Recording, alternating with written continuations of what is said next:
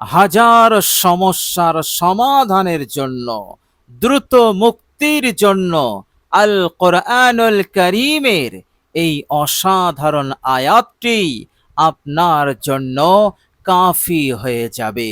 বলুন সুবহানাল্লাহ।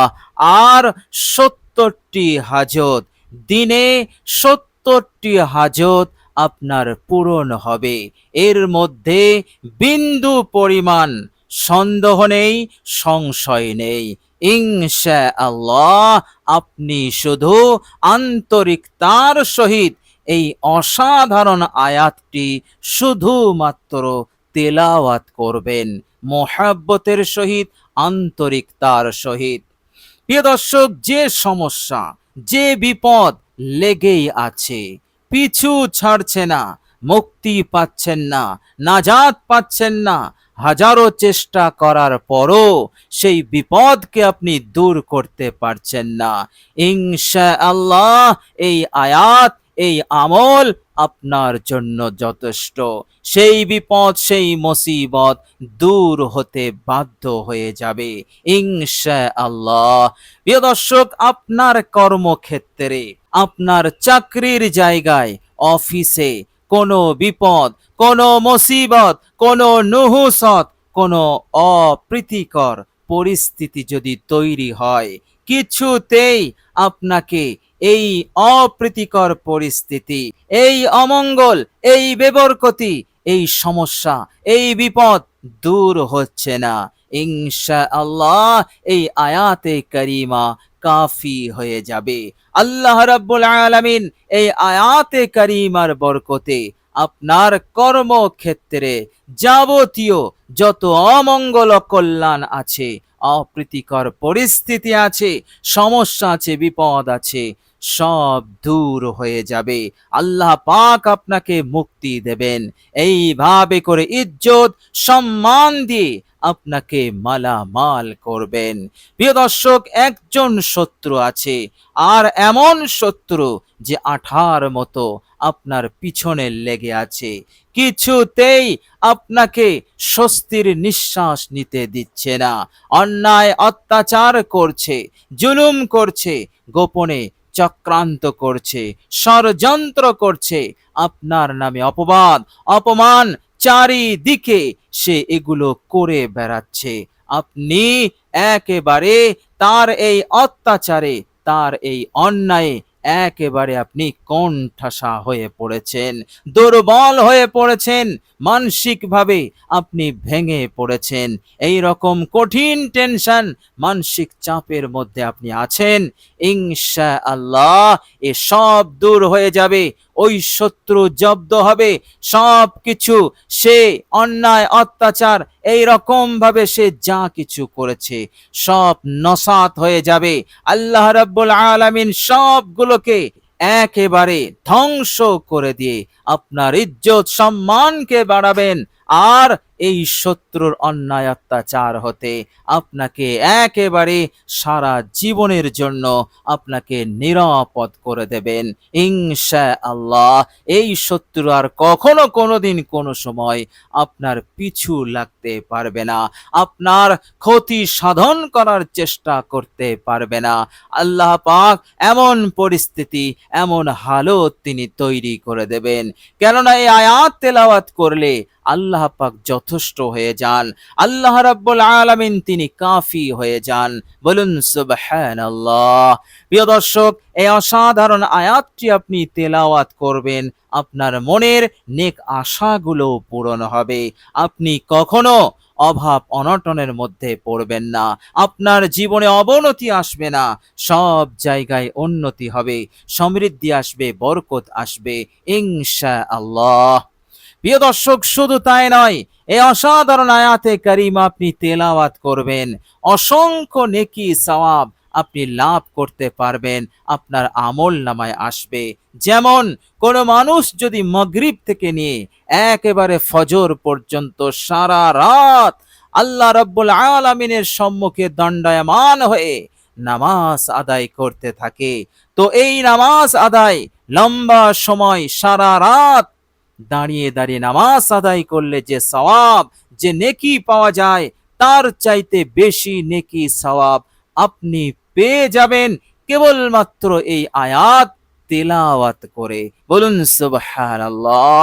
কত সহজ আমল, কিন্তু এর প্রতিদান, এর পুরস্কার অসংখ্য, যা গুণে শেষ করা যাবে না। বলুন সুবহানাল্লাহ।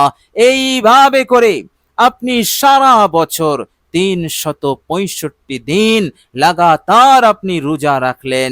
বলুন কত সওয়াব সেই বান্দার হবে যে একদিনের জন্য বেরোজা ছিল না, প্রত্যেক দিন রোজা ছিল। সেই ব্যক্তি কতটা সওয়াব নেকি লাভ করবে। প্রিয় দর্শক, সারা বছর প্রত্যেকটা দিন রোজা রাখা কতটা অসম্ভব আমল আমাদের কাছে। প্রিয় দর্শক, কিন্তু একজন বান্দা যখন সারা বছর প্রত্যেক দিন রোজা রাখলো, সে যত সওয়াব নেকি পাবে তার চাইতেও আপনি বেশি পেয়ে যাবেন এই ছোট্ট আয়াতটি, এই সহজ আয়াতটি তেলাওয়াত করে। বলুন সুবহানাল্লাহ। কত বড় আয়াত, কত বড় মাপের আমল, আর আল্লাহ পাক এই উম্মতে মুহাম্মদের জন্য কত বড় ওয়াদা রেখেছেন। অল্প আমল, কিন্তু এর প্রতিদানের পুরস্কার এত বেশি যা মানুষ কল্পনা করতে পারবে না। কেননা আল্লাহ পাক এই উম্মতকে ভালোবাসেন, এই জন্য তিনি অল্প আমলে, অল্প মেহনতে তিনি এত প্রতিদান পুরস্কারের ঘোষণা রেখেছেন। কেবলমাত্র আমার আপনার নবী রাহমাতুল লিল আলামিন সাল্লাল্লাহু আলাইহি ওয়াসাল্লামের উম্মত হওয়ার নাতে। বলুন সুবহানাল্লাহ। প্রিয় দর্শক, আপনি অবাক হয়ে যাবেন, আমাদের পূর্বে যত উম্মত এসেছেন তিনাদের আমল অনেক, অর্থাৎ তিনারা অনেক কঠোর আমল করেছেন, কিন্তু প্রতিদান খুবই কম। তিনাদের পুরস্কারের ঘোষণা আল্লাহ পাক খুবই কম দিয়েছেন। তিনাদের আমল ছিল বেশি, কিন্তু প্রতিদান কম এই উম্মতে মুহাম্মদের তুলনায়। আর এই উম্মতে মুহাম্মদের আমল অল্প, কিন্তু এর প্রতিদান, এর পুরস্কার অনেক অনেক বেশি। এত বেশি যেমন পূর্বের উম্মতেরা 500 বছর ধরে, 1000 বছর ধরে লাগাতার ইবাদত করে যে সওয়াব পাবে, আপনি অল্প আমলে, কয়েক মিনিটের আমলে আপনি 1000 বছরের আমলের যে সওয়াব, সেই সওয়াব আপনি পেয়ে যাবেন। এটাই হচ্ছে উম্মতে মুহাম্মদের বৈশিষ্ট্য। অল্প আমল, প্রতিদান অনেক বেশি, আর তাদের আমল বেশি, প্রতিদান কম। বলুন সুবহানাল্লাহ। তো প্রিয় দর্শক, অসাধারণ আমল, অসাধারণ পাওয়ারফুল এই আয়াতে কারিমা। প্রিয় দর্শক, মনে রাখবেন, এই আয়াতে কারিমা আপনি আজমতের সহিত, আন্তরিকতার সহিত পড়বেন। কেননা আপনি এমন একটি কালামুল্লাহ শরীফ হতে এই আয়াত তেলাওয়াত করছেন, যে কালামুল্লাহ শরীফ এতটাই পাওয়ারফুল, এতটাই মিরাকল।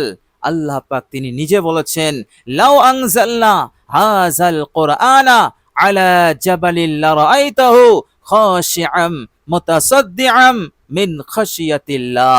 আমি যদি পাহাড় পর্বতের ওপর এই কোরআনকে নাজিল করতাম, তাহলে পাহাড় পর্বত ভয়ে রিজা রিজা হয়ে যেত, টুকরো টুকরো হয়ে যেত।